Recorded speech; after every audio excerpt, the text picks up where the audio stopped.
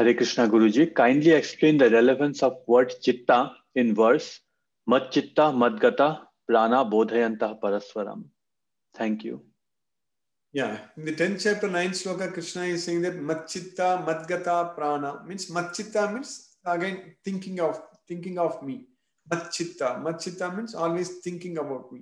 Madgata Prana means dedicating their lives unto me. So that's what Madgata Prana. So that's what Matchitta, Madgata Prana, Bodhayantaka Parasparam. So my devotees, they are always thinking about me. So they dedicate their lives unto me. So that's what Krishna is saying, that Matchitta means thinking about me.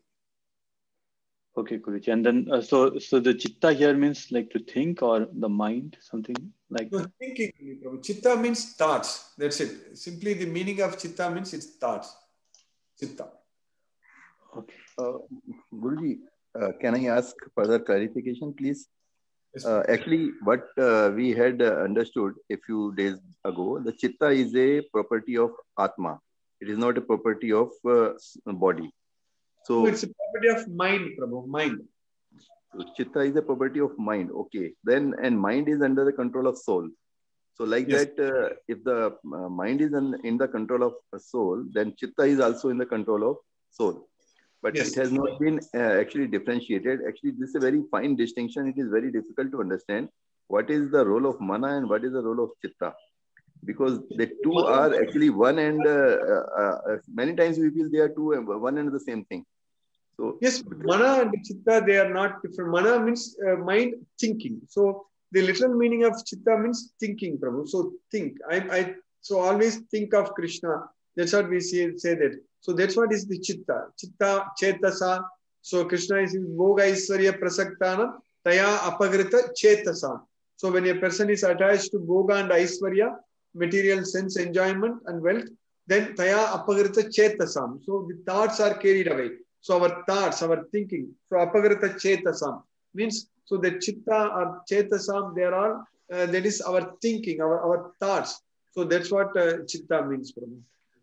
Guruji, but Manasamyamya matchito. You control your mind by thinking about me. That's what matchito means, think about me. So that's what Krishna is saying there. Guruji, if chitta is a property of mana, then it is a part of materialistic nature of the Lord. Then it cannot be part of the soul, because mana, buddhi, ahankara, the three are the again sukshama sharira, part of the body. So Yes, this way, I am again confused. Chitta, whether it is a part of body or whether it is a part of soul, or it is the interface between the two. The soul, the part of the soul is the desire, Prabhu. The desire is the part of the soul. So when you are desiring to gratify your sense objects, so at that time your chitta is going after the sense objects. When you are desiring to please Krishna, at that time your chitta, your thoughts are going after Krishna. So that's what the chitta and the desire. So that's what we need to understand. So the desire is the nature, is the part of the soul. So based on the desire, your chitta is defined. So this chitta is basically then part of, what is this then chitta? It is not part of body, and it is not part of soul. Chitta is thoughts, Prabhu. What you think, that's what is chitta, Prabhu. What you think, thoughts. Okay. What do you think? The mind itself will not think. This mind is thinking based upon the soul's desires.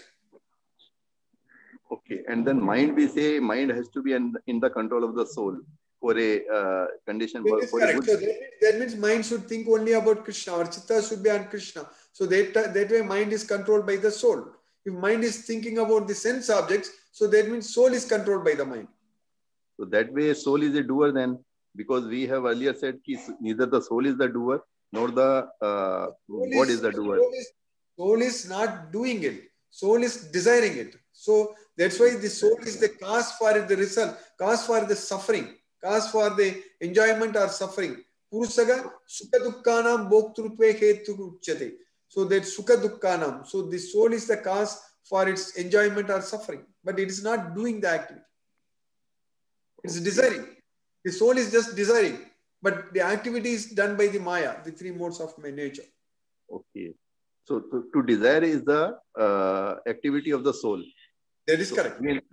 Again, then we why can't we say that soul is the action. So soul is doing this action of desiring. Why the soul should desire for something which is not good for it? That's correct. That's because of ignorance. Okay. That's because of ignorance, not having the knowledge. That is because not having the intelligence. So that's the problem. So that's why Krishna is saying that to my devotees, to show special mercy, I destroy the darkness of ignorance by the shining lamp of knowledge. Tesam evanukam patam aham ajnanajam tamaga nasayami atma bhavasto jnana deepena bhasvata. So when we have the knowledge, the soul has got the full knowledge of this Bhagavad Gita. Anyone who gets the knowledge of Bhagavad Gita, so they will always do it things rightly only, Prabhu. So that's what is very important. Okay, Guruji. If you have the knowledge of Bhagavad Gita, we won't fail, Prabhu. We won't do mistakes. Right. Okay, Guruji. We are on the right path. Right.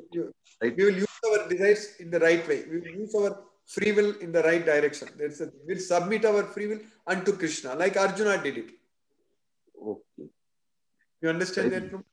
Right, Guruji. I will think more over it, and then if any doubt, I will come back again. Right. Thank you. Hare Krishna. Hare Krishna. Hare Krishna.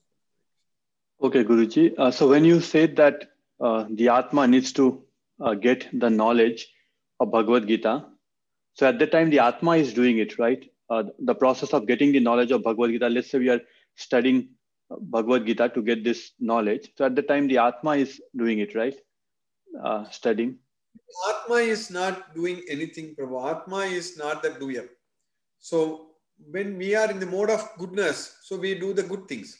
So still at that time, the mode of goodness is doing it. And Krishna is doing it. When we are freed from the modes of nature, then Krishna is doing it. So Atma is desiring it. That's it. Atma, when it desires, when we want to get the knowledge, so that desire is in the Atma.